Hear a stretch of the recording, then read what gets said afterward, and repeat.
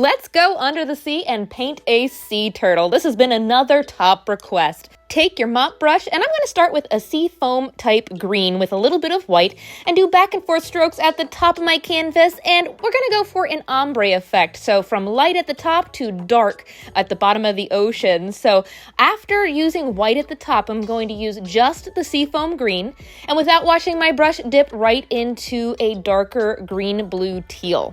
Using back and forth strokes, you want to make sure that you work quick enough that the top layer is still wet and you just want to backtrack. See how I'm doing back and forth strokes up into that lighter blue and then bring it down about 2/3 of the way. Now taking a darker navy blue then, I still didn't wash my brush. I'm doing back and forth strokes all the way down to the bottom of my canvas. I'm using 11 by 14 canvas board today, by the way. Now I'm gonna, again, backtrack. It's still wet, so I'm going up into that teal blue color. And there we have an ombre for our underwater scene. Once you have it blended the way you like, make sure you dry it and grab some black. Now with a large round brush, I'm gonna take the black and I'm going to do the underwater rocky bottom part of the ocean. So I'm gonna do an uneven line that curves down and then maybe up a little bit on the left-hand side, not as far, and then fill in anything underneath. This represents the bottom of the ocean. I didn't come up too far. It's only about 1.5 inches or so in the middle. And then taking a fan brush, I'm going to take some of the navy blue I used for the background, turn it vertically, and just tap it up. These represent plant life that's in the distance on the floor of the ocean. We're going to do a little bit of a seascape here. You can also, instead of just tapping, you can drag the brush upwards, all different heights. This, just because it's dark blue, it looks like it's further away from us, but makes it look like there's a little bit of depth to our painting. If you don't have a fan brush, you could always take a smaller round brush and just do upward strokes as well. See, I'm going to do a couple of these coming up from the middle towards the right a little bit here. And then once you have enough, dry it and grab some colors. The underwater seascapes can be so colorful. And we're going to paint a lot of them with sea sponges, which is ironic because some of them came from under the sea. Let's paint some corals first because that's perfect for this texture. And you can do any colors you want, but I like to blend a little bit of black in with my colors first just to make sure that they're shaded. And just bounce in a little bush in different places. Now, I know the sponges can be so much fun and it's easy to go overboard, but try to leave a little bit of black showing through in different areas. And once you have a couple different bushes, I like to mix a little bit of white in with my yellow and then just tap, not over the whole thing, but just highlight certain areas to make it look like it has highlights. See how those stand out? I'm even going to add a little yellow one over on the left-hand side here. There we go. I think that looks like sea corals on the bottom of the ocean. Now let's add a couple more colors. I have another artist sponge. These are the fine texture. There's usually a couple different textures that I like to use, but for these, I'm using the fine sea sponge.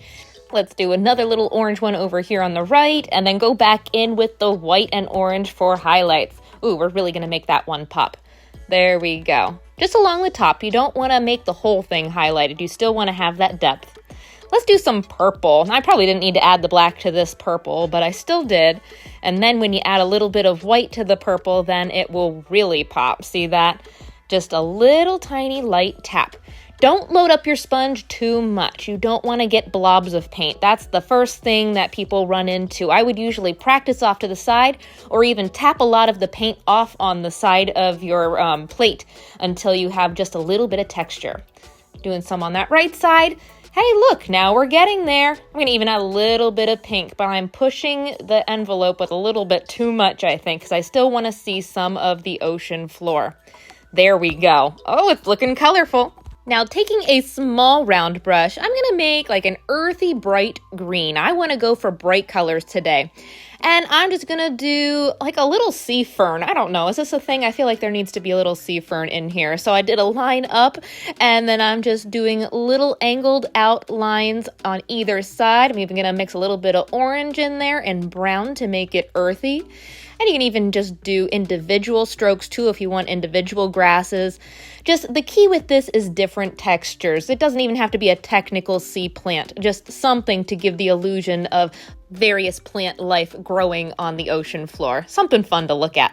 So my fern's gonna go on the left, and then I'm gonna grab a larger artist sponge and some yellow and white. Let me show you another fun type of sea plant. I'm actually not sure what this is called, but I've seen them before.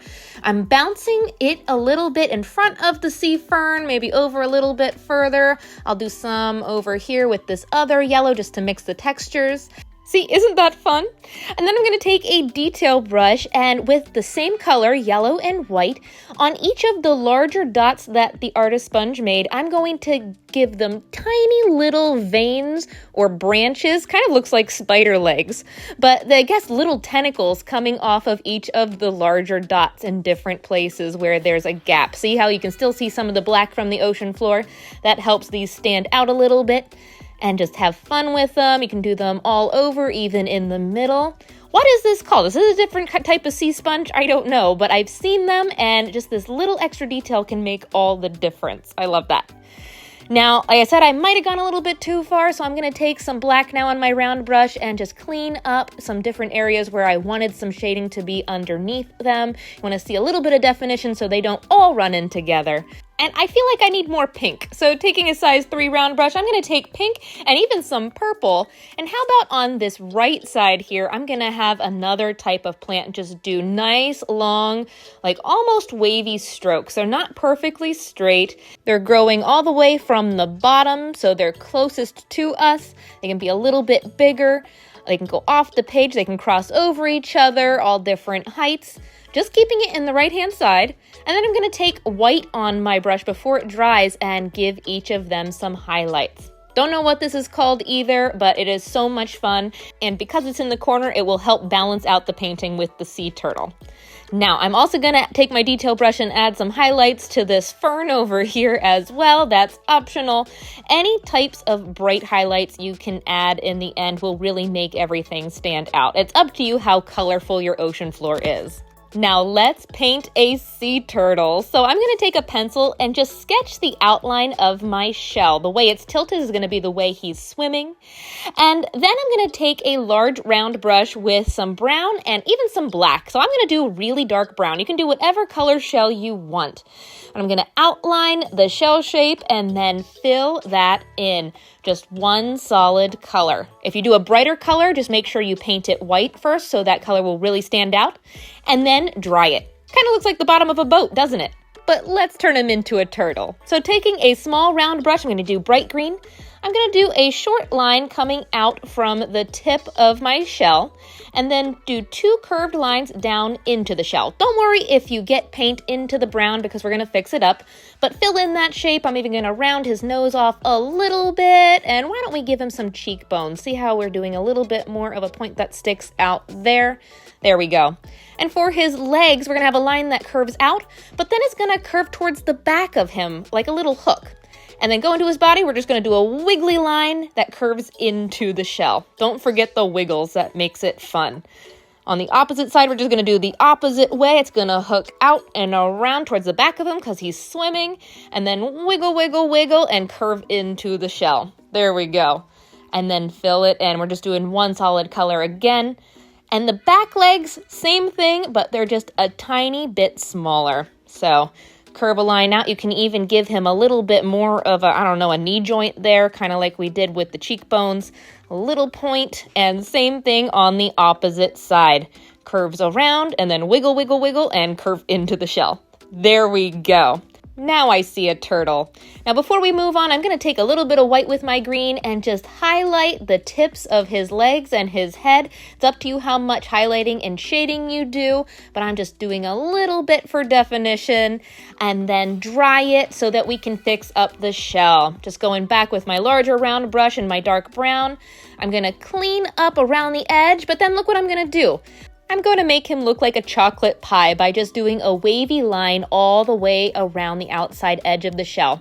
It's also going to hide where the legs and the head meet the shell and just makes it look more like a turtle. There we go.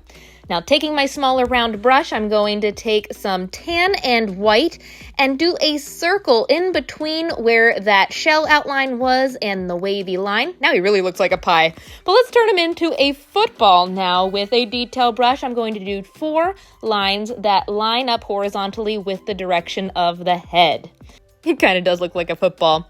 But to do a simple turtle shell pattern, we're going to turn those lines into hexagons, just bringing 2 little lines to a point out of each, so you'll end up with 3 hexagons in the middle of the shell.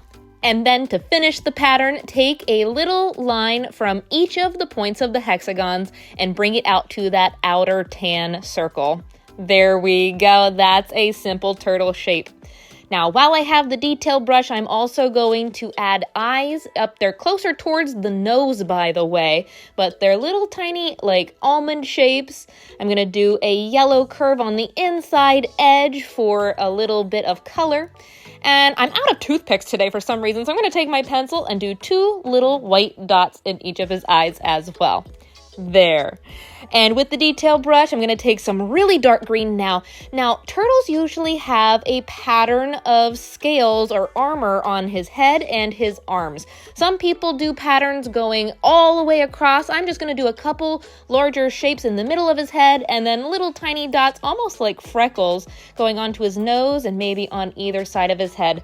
But I think it's too busy to do the entire pattern. You can if you want, that's up to you. So I'm just doing a couple random shapes up towards his top of his leg and then a couple little dots like freckles going out. Isn't that cute? I'm going to do that to each one of his legs just to make them all match. Although the shapes are totally random, they're all not exactly the same, so just have fun with it, don't stress. There we go. And now this is optional, but I like to do just a tiny fine outline. I'm using the dark green on this one just to help him stand out a little bit more. That also helps you see a little bit more definition on that wavy edge of his legs. Perfect. You could also use a paint pen if you don't have a really tiny brush. Now you could keep him this way, but I'm going to add a little bit more dimension to the shell pattern. So I'm taking some brown and orange, and each of these curved lines on the outside edge of the shell, I'm just going to do a little pop of color. Notice how you can still see some of the dark brown underneath.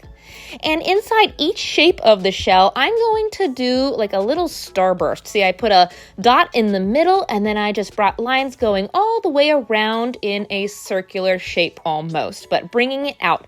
You can still see a little bit of the dark brown around the edge of it, but I'm going to do that on each one just to make it look like it has a little bit more of a rounded shape to him. There, I'm going to speed up this process because this takes a little bit of time. Again, you can add any color you want to the shell. I've seen even shells that are multicolored, so you could really have fun with it. Once you fill all of them in, I'm even going to take a little bit of the orangish brown with some tan then and add another layer for a highlight. Doing the exact same thing all the way around. I'm starting with a dot in the middle of each and then pulling out. You can still see some of the dark brown and even that medium brown in there. So 3 different shades. I'm going to do that all the way around and even add a second pop of color on each of those outside curves. Perfect. Don't forget to take a detail brush and clean up any of the bright tan outline of the shell pattern. I'm even going to take little lines through each of the curves on the outside edge as well, just to show a little bit of a definition. And as a final touch, this is optional, but I'm going to make it look like his head and legs are shining by just adding pops of white, different curved lines, only 2 or 3 in each, to make it look like they are shiny and maybe even slimy. I don't know, are turtles slimy? I think it's cute. I might even add bubbles later, but I'm going to stop there for now. This was so much fun. This is my version of a sea turtle. I would love to see your versions. Remember, make it your own.